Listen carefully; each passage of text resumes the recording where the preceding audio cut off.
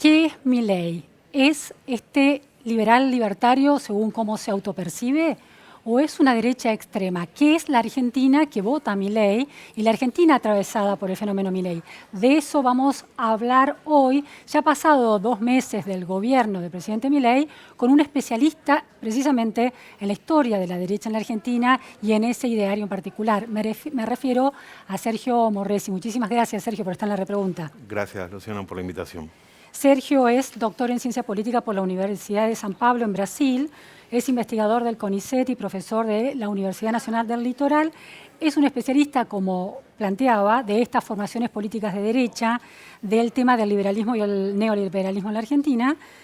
Es coautor de un libro que salió el año pasado, muy interesante, analizando esta cuestión. El título es Está entre nosotros, de dónde sale y hasta dónde puede llegar la nueva derecha que no vimos venir. Aquí les mostramos la tapa, entre otros libros también muy interesantes sobre ese tema. Sergio, Milei se ha definido, se autopercibe y se ha definido en el discurso de Asunción y en otras declaraciones como liberal libertario. Desde su círculo de cercanía, por ejemplo, el intelectual Laje, Agustín Laje, habla de una nueva derecha, que representa una nueva derecha. Y desde afuera de ese círculo de ideas también se lo define en ocasiones como una nueva derecha. ¿Cuán nueva es esa derecha que representa Milei? Bueno, con el tema de nueva derecha pasa algo hace muchos años en Argentina, que es que cada tantos años volvemos a hablar de una nueva derecha. Lo hicimos en los años 80 cuando sectores que habían sido apoyos de dictaduras pasaron a jugar en democracia. La UCD, por ejemplo. La UCD. Lo hicimos en los años 90, cuando una derecha, la misma UCD, que era tradicionalmente antiperonista, se alió con el peronismo. Hablamos de nuevas derechas, luego de 2001, cuando surgió un partido que, como PRO, que no estaba pensado para incidir en la política, sino para efectivamente ganar elecciones. Y volvemos a hablar de nuevas derechas ahora, porque efectivamente, si bien uno puede decir las derechas siempre se parecen un poco a sí mismas, como las izquierdas, se hacen cosas nuevas con retazos de lo viejo. Y lo que vemos de particularmente novedoso en el caso de La Libertad Avanza, que es donde terminó plasmando algo que veníamos estudiando sin que tuviera ningún correlato político al comienzo, es una fusión de diferentes derechas. Por eso hablamos mucho de fusionismo de derechas. Porque en Argentina, tradicionalmente, la derecha más nacionalista reaccionaria, que uno puede identificar, por ejemplo, con el Modín del viejo Aldo Rico, y una derecha más liberal conservadora, que a veces identificada con la ya mencionada UCD, pero también con otros sectores políticos, medio que se fueron fusionando, no tanto a nivel de dirigentes, pero sí a nivel de las bases sociales. De la gente. De la gente que sigue ese ideario. Exacto. Sí. Y un poco, más allá de la tesitura de Agustín Laje, algo de razón tiene cuando él piensa esa nueva derecha donde dice, bueno, patriotas que creen en el libre mercado, al mismo tiempo que libremercadistas más bien conservadores. Esa fusión entre sectores que antes se planteaban cosas distintas, pero que ahora pueden converger, es algo que se viene desarrollando hace bastante tiempo en Argentina, sin que pudiera plasmar en un artilugio político, que es lo que efectivamente sucedió ahora. Ahora, en esa definición, retomando estas ideas del Laje, vos lo que está señalando es una continuidad entre esas derechas que se fusionan, que es la adhesión al libre mercado, a una macroeconomía ortodoxa, de acuerdo con la racionalidad que parece funcionar en la mayor cantidad de países en el mundo. Entonces, ¿eso puede ser un elemento, un factor aglutinante, el factor que permite la fusión más allá de otras batallas culturales que son más discutibles? Seguramente, pero para mí son importantes las dos cosas, porque en algún punto uno podría decir, uno podría tener una fuerza más bien libremercadista orientada hacia la centro-derecha o hacia el centro programático inclusive, pero lo que tenemos aquí es una fusión con una perspectiva muy conservadora de lo cultural y una visión políticamente poco pluralista, lo cual la acerca a otras formas, digamos, tradicionalmente reaccionarias de la derecha. Y en ese punto, es cierto lo que vos decís, sin el libre mercado nada de esto se entendería, pero yo diría, sin lo otro no habría nada de novedoso, de interesante desde el punto de vista de un analista para mirar ahí. En ese sentido, vos estás pensando en las bases que representan el 30% que votó a Milei en la PASO y en la primera vuelta, y no tanto la ampliación que obtuvo en el balotaje. Sí. Porque ahí absorbe a la centroderecha de PRO, que uno puede decir que PRO era centroderecha. Exactamente. Ahí lo que absorbe es una cantidad de gente, pero que también, a su manera, también es muy ideológica. porque es muy fuertemente antiperonista esa base, a diferencia de la base mileísta, que no tiene ese componente tan tradicionalmente antiperonista. Porque generacionalmente es distinta. Porque generacionalmente es distinta, joven. son más jóvenes. Algunos vienen de familias y de tradición de votar al peronismo, al radicalismo, Claro. al socialismo, y que efectivamente algo les hizo clic en los últimos 15 años, digamos, y han abandonado esas identidades previas para sumarse. Pero en todo caso, ninguno de ellos se siente ante todo antiperonista. Sin embargo, buena parte de quienes votaron a Juntos por el Cambio sí tienen una fuerte identidad de rechazo al peronismo, que también a su manera los hace ideológicos y también los hace poco permeables a los cantos de sirena que pudieran venir desde fuera del armado que hoy preside el Javier Milei. Sergio, para construir una identidad política o para tener claro e instalarse como recortable para la ciudadanía, para los votantes, una identidad política necesita alianzas y enemigos. ¿Podrías decir que el enemigo que construye Milei y su círculo de adherentes más consolidados, ese 30% que lo sigue muy lealmente, por lo menos tal como se mostró el año pasado, el enemigo que construye no es el kirchnerismo ni el peronismo, pero sí es el comunismo, el socialismo, los zurdos, es decir, la dictadura de lo políticamente correcto, de lo progresista políticamente correcto? Claro, hay una cosa donde, a ver, vos dijiste, no es el peronismo, en eso estamos de acuerdo, pero sí hasta cierto punto es el kirchnerismo. En tanto que el kirchnerismo fue un sabor de peronismo, voy a ponerlo así, claro. quizá me gane algún enemigo, una forma del peronismo que se orientó hacia la centroizquierda, al menos discursivamente. Entonces, para buena parte de las bases de Milei, para buena parte de los dirigentes que hoy están dentro de la Libertad Avanza o dentro del gobierno, el kirchnerismo, el socialismo, el populismo, el comunismo, el progresismo, lo políticamente correcto, los tibios de centro-derecha, los que son de derecha pero no son suficientemente de derecha, todos son en algún punto subsumibles bajo el término socialista, progresista y por lo tanto a ser rechazado. Ahora, esa idea de definir tan claramente a esta derecha o esta nueva derecha que es más ideológica y más asentado sobre valores antiprogresistas de centroizquierda o de izquierda o kirchneristas como se identifican en la Argentina, supone asumir que el kirchnerismo fue progresista. Y alguien te podría decir, bueno, el kirchnerismo usó un traje progresista, pero produjo una realidad muy regresiva, casi de derecha, ¿no?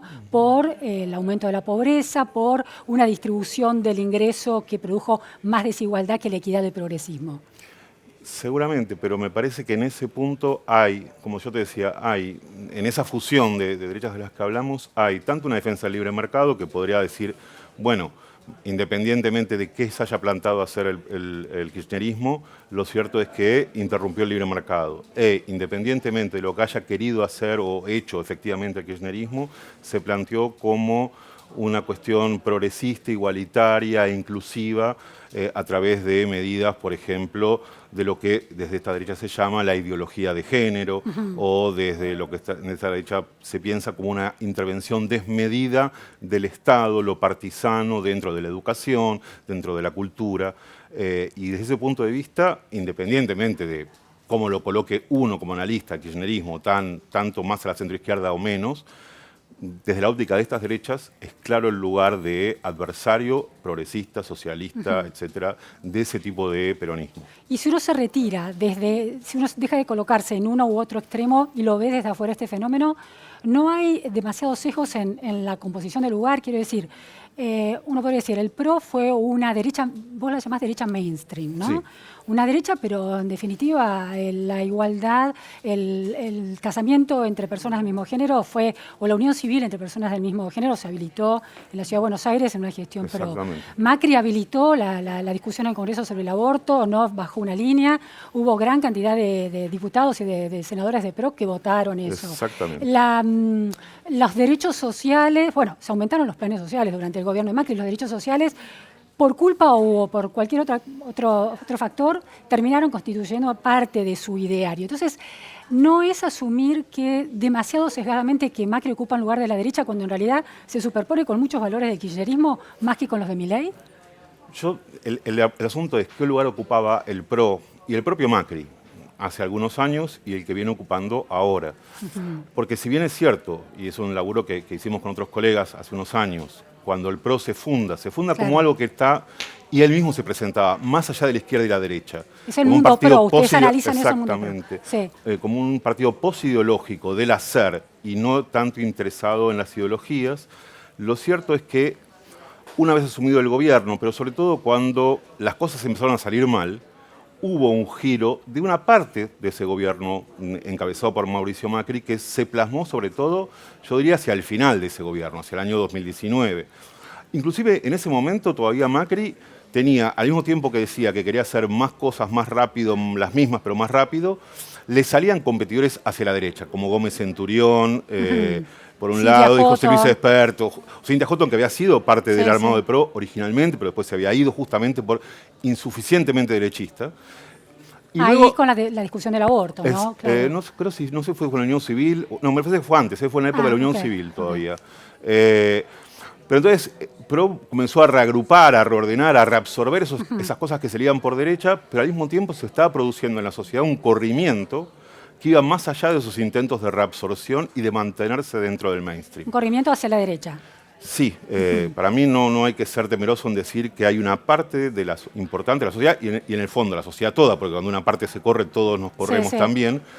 Digamos, se ha corrido el eje de la discusión en Argentina, de un modo que para muchos resulta inesperado e inexplicable y que para algunos otros analistas lo vemos como el producto, no diría lógico y obvio ni natural, pero un producto de los posibles que se venía dando a partir de un proceso más largo que uno puede decir, arrancó en 2008, arrancó en 2012, arrancó recién en 2015, pero en todo caso no es algo que pasó de la noche a la mañana en el último año 2023. Y 2008-2012, eso tiene que ver con cómo funciona el kirchnerismo y qué estructura de discurso plantea y qué voluntad de dominio de la sociedad con ese discurso. Sí, y cómo fue expulsando también base propia, ¿no? Claro. Porque había, digamos, uno puede mirar de diferentes ángulos, de diferentes discusiones, pero como parte de los sectores que apoyaban, o por lo menos no se oponían frontalmente al kirchnerismo, pasaron a ocupar para el propio kirchnerismo no el lugar de gente que podía estar al lado o cerca, o no necesariamente enfrente, a ponerlos claramente en lugar de enfrentado, de un adversario a abatir. Y a partir de eso, bueno, se fueron agrandando filas de aquellos que estaban, digamos, del lado de enfrente. Eso no necesariamente los hacía ni de derecha, ni votantes del PRO, y mucho menos votantes de la Libertad Avanza. Pero se fue produciendo un cambio sociocultural en la Argentina. Es un fracaso de alguna manera del kirchnerismo, un efecto colateral de su pretensión hegemónica y de un fracaso económico, ¿no? Seguramente, Digo, pero no también hay ya- que ver que los más juegan, digo. Claro, Es cierto, digo. pero Uno, si lo vamos desmenuzando en partes, ¿no? Si uno lo mira desde el lado del kirchnerismo, si el kirchnerismo hubiera sido exitoso en instalar a la Argentina en la senda del crecimiento y de un ingreso real creciente y un empleo de calidad, habría sido eso un dique de contención mayor a cualquier tipo de recambio cultural. Lo que termina pasando, y esto es lo que te planteo, tiene que ver con esa inefectividad económica o falta de efectividad económica y con una pretensión hegemónica de un discurso que ya no tiene una realidad donde basarse porque la economía fracasa. ¿Es una hipótesis que puede funcionar? Seguramente eso tiene mucho que ver, pero me parece que tiene mucho que ver también, yo no diría la cuestión entre discursiva y económica, también hay mucha importancia del lugar que el Estado ocupó y eso fue una continuidad entre kirchnerismo y macrismo. En el sentido, ya durante el kirchnerismo hubo un discurso, pero también una realidad de un Estado que intervenía, un Estado que actuaba, un Estado que se decía que estaba cerca. Eso no fue combatido, sino por el contrario, continuado durante el macrismo, por ejemplo, en la gestión de María Eugenia Vidal, con planes como el Estado en tu barrio. Había una idea de que el Estado estaba allí, estaba cerca y estaba para hacer cosas. En la medida en que muchos sectores de la sociedad encontraron el Estado no la solución a sus problemas, sino por el contrario, algo que decía que estaba, pero no estaba, y hasta podía molestar en algunos casos concretos, el discurso más corrido que presentó, insisto, antes que apareciera la Libertad Avanza, otros sectores, una cuestión que uno veía en las redes sociales, lo veía en presentaciones de libros, lo veía en manifestaciones públicas. Lo veíamos en Milei cuando no era un político y aparecía lo veíamos en en la los paneles, tele. claro, en los paneles de televisión. Claro. Ahora, el Estado ausente o una pseudo presencia del Estado, la gente lo percibió primero en la economía, es decir, un Estado que regulaba precios, que controlaba a las empresas, etcétera, pero que no terminaba produciendo efectos reales de mejora en las personas. Seguramente, por eso sí. subrayo tanto el tema económico. Yo creo que no es tan así como lo recogimos nosotros en nuestros testimonios, pero no niego que eso también esté, porque muchas veces se hablaba de las escuelas, del transporte, claro, de la seguridad, que es un tema fundamental. La salud. La salud claro, pública. Claro. Todos los servicios públicos. Todos esos temas aparecen incluso antes de que empezara a aparecer en primerísimo plano la economía. Otro de los escenarios es el escenario global. ¿Cuánto del cambio de escenario global con las redes sociales y la llegada de gobiernos o presidentes de derecha, de far right, de derecha extrema a distintas naciones, coincide con un clima de época que, bueno, genera las condiciones propicias para la consolidación de Milei? ¿Cómo ves ese factor internacional y virtual pesando sobre Milei hoy? A ver, lo primero, con respecto a las redes sociales, sí, efectivamente, buena parte de lo que fue sucediendo, digamos, en los últimos 7, 8 años, tiene mucho que ver con el desarrollo de las redes sociales, con la velocidad que eso implica en las intercomunicaciones de personas que a lo mejor piensan parecido, pero están lejanas a nivel geográfico. Y eso logró, y es otro tema que también elaboramos, aunque no está presente en el libro, que en ciudades medianas, pequeñas, en pueblos, hubiera activistas de esas ideas antes que la libertad de avanza cobrara relevancia. Claro. Y es por eso que también a mucha gente le sorprendió el voto en muchas provincias que no se condecía con lo que esperaban ver en Buenos Aires provincia y Buenos Aires capital. Y también reforzó un poco el tradicional antiporteñismo de buena parte de la Argentina. Con respecto a... pero las redes sociales también tienen, obviamente, permiten una comunicación muy veloz con lo que sucede afuera. Claro, claro. Y en ese punto, efectivamente, esto forma parte de algo que se está produciendo en muchos países donde las democracias liberales son más o menos estables. Porque esto habría que enfatizarlo, el triunfo o el avance de este tipo de derechas no se produce en cualesquiera países, sino aquellos en donde las democracias liberales y pluralistas son relativamente estables. Porque en algún punto estas derechas entienden a la democracia liberal como un escenario, pero no como un ideal, sino como algo a reformular o a reformar al menos, y en algunos casos a revolucionar. Lo que hay son diferentes tendencias. Ahora, cada país tiene evidentemente un recorrido propio, una historia propia, y no hay algo así como una gran internacional negra de las derechas. Hay sí afinidades personales, políticas, ideológicas, que uno, en el caso concreto de la Argentina, las puede ver a nivel más bien latinoamericano, cercanía con el bolsonarismo, cercanía con la derecha más extrema chilena. Con Bukele. Con Bukele, esto es más reciente, lo de Bukele, no habían establecido lazos previos, son lazos que se establecieron más bien ahora. Claros lazos con Vox, algunos mucho más tenues con los Fratelli d'Italia, pero no tanto, por ejemplo, con la derecha francesa o con la derecha húngara o con... ¿Por qué no con la derecha francesa? ¿Tenés alguna explicación? Me parece que tiene que ver con que son relaciones muy personales que se van estableciendo y uno no los, quizá por, digamos, mutua ignorancia, no hay, uno no ve que se junten referentes de unos y otros. Uno sí puede rastrear referentes chilenos, uruguayos, colombianos. En Israel, exacto. Claro. O sea, ve ciertos flujos, pero no todos, no con la derecha francesa, no con la derecha holandesa, no con la derecha húngara, no con la de Dinamarca. Sí. Ahora, ¿por qué Milei se convierte como una especie de ídolo de esa derecha o de el dirigente político que mejor sintetiza esos valores y va a Davos y lo aplauden, se encuentra en distintos países con estos líderes y esa ciudadanía lo sigue como si fuera un ídolo, un ícono popular, un ícono pop casi? Sí. Y también, si uno piensa del lado del empresariado más instalado en ese mundo del libre mercado total, como Elon Musk o Marcos Galperín, también lo consideran un referente incuestionable. ¿Por qué se convierte Milei y no otro en eso tan claro a nivel global? Porque él se propone como alguien, como vos dijiste al comienzo, liberal libertario, o como él le gustaba decir antes, un anarcocapitalista en la teoría, un minarquista en la práctica, que tiene cierto, vamos a decir, yo no diría, bueno, sí, cierto desprecio por las formas democrático-republicanas tradicionales, que son las que en algún punto, desde esa visión, permiten que la izquierda avance, ya sea por la batalla cultural o sea ganando en los votos.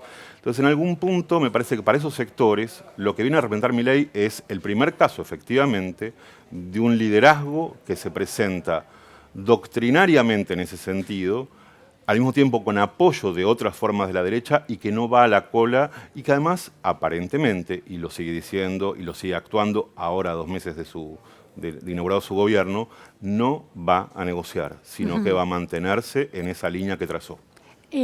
Milei suele citar a Alberto Venegas Lynch, hijo, por esa especie de preámbulo constitucional del ideario liberal a la Argentina o a la Milei, con esto de respetar el proyecto de vida del otro, pero al mismo tiempo están en contra de la libertad de las mujeres para decidir en relación a su decisión reproductiva, de política reproductiva, aborto o no.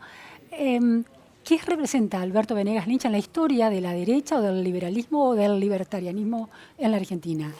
A ver, uno empezaría quizá por Alberto Venegas Lynch, Padre, abuelo de Berti, padre de Alberto. Que el padre tuvo, yo creo, una importancia fundamental porque en los años 50, apenas caído o derrocado el gobierno de Perón, Venegas Lynch padre, que era funcionario en la embajada en Estados Unidos, importó a la Argentina una idea que tendría una importancia fundamental en los años siguientes, que es la idea de, más que hacer política, de lo que se trata es de, hoy diríamos, la batalla cultural. Y fundó un centro de estudios de economía liberal para difundir esas ideas, para traer aquí a visitar a la Argentina, por ejemplo, a Ludwig Mises, que hizo una serie de conferencias con mucho éxito aquí en Buenos Aires en el año 56, a Leonard Reed, a Hazlitt. Digamos, muchos de estos autores que hoy por hoy aparecen de vuelta, mencionados por los libertarios, son aquellos que Alberto Venegas Lynch padre había traído y había popularizado por diferentes medios de comunicación de los años 50. ¿Cómo se identificaba él? ¿Como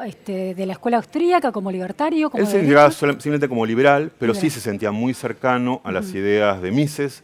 También era muy cercano a las ideas de una autora de origen ruso, pero que viene a Estados Unidos, que es Ayn Rand. Claro.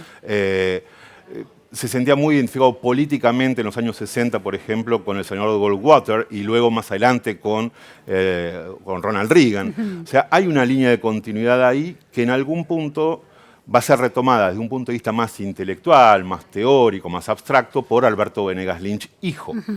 Pero me parece que en el sentido de la potencia política de esa idea de fundar think tanks, de dedicarse más a la cuestión ideológica, el rol del padre tiene que ser también puesto en valor.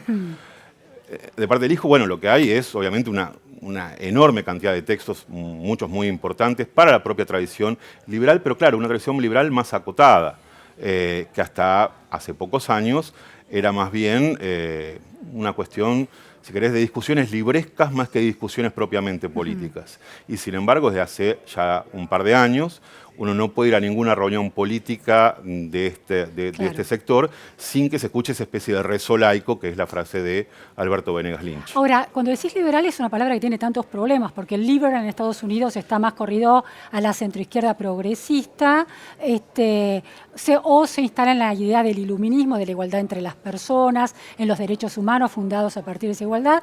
Sin embargo, en la Argentina, liberal al modo de Venegas Lynch es liberal conservador en algunos sentidos. Sí, esa idea que vos decís, liberal conservador, es una frase que para nosotros tiene mucho sentido en Argentina y que fuera de Argentina muchas veces hay que explicarla, porque claro, es como decir, es el frío caliente.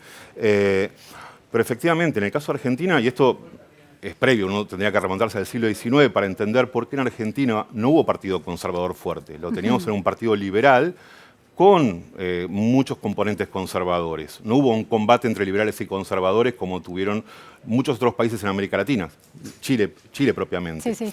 Pero digo, los liberales del siglo XIX eran anticlericales, Roca, por ejemplo. Eran anticlericales, pero no tanto quizá como los uruguayos, que pusieron leyes mucho más progresistas y más de avanzada a comienzos del siglo XX.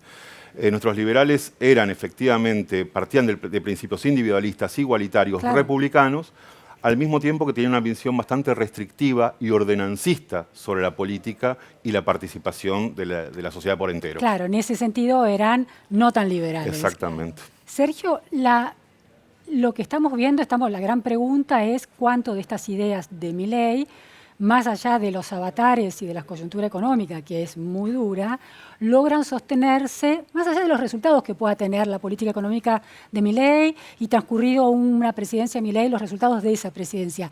La Argentina subterráneamente se ha convertido en otra cosa, en una nación de más corrida hacia la derecha, Sí. aunque el gobierno de Milei le pueda ir mejor o peor, porque también la sociedad es una sociedad distinta, con enormes bolsones, con pobreza que ya no son bolsones, sino una sociedad dual, como dice Weisman, por ejemplo. Yo creo que sí. De hecho, te puedo contar, el libro que hicimos el año pasado con Pablo Semán, con Nico Welsinger y otros colegas, fue un libro que se hizo antes de las elecciones, con la idea de decir, mira, no importa cómo salgan estas elecciones, Claro. algo cambió en Argentina, algo ya estuvo cambiando y se va a plasmar o no en estas elecciones, pero ya está.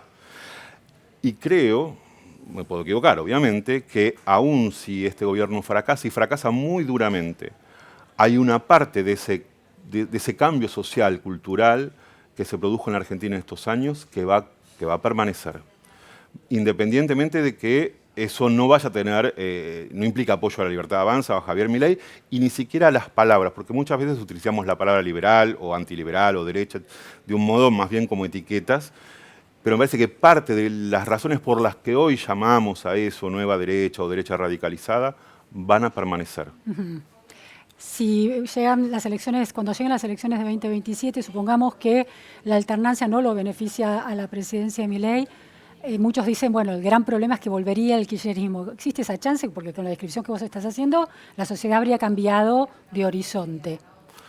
O tendría que llegar a un kirchnerismo completamente reformulado. Y en algún punto, en las últimas elecciones, quien fue candidato no reivindicaba todo lo que había sido actuado durante los años, vamos a decir, de los que se enorgullece el kirchnerismo, porque era Sergio Massa, que se había ido al kirchnerismo, volvió a un armado más. Entonces, volver el tiempo atrás es imposible. Es probable que el peronismo vuelva a ganar en el 27 o más adelante, quizá antes, inclusive en el año 25, Claro, pero ese peronismo claramente no va a ser el mismo que era en el año 2013 ni 2011. Bien. Bueno, quedan muchas preguntas abiertas, pero este mapa es súper interesante, ¿no? Para entender dónde está colocado la Argentina, la porción de Argentina en ese mapa global y de ideas de la historia argentina. Muchas gracias. Gracias a vos, Luciano. Esto fue todo en La Repregunta. Muchas gracias.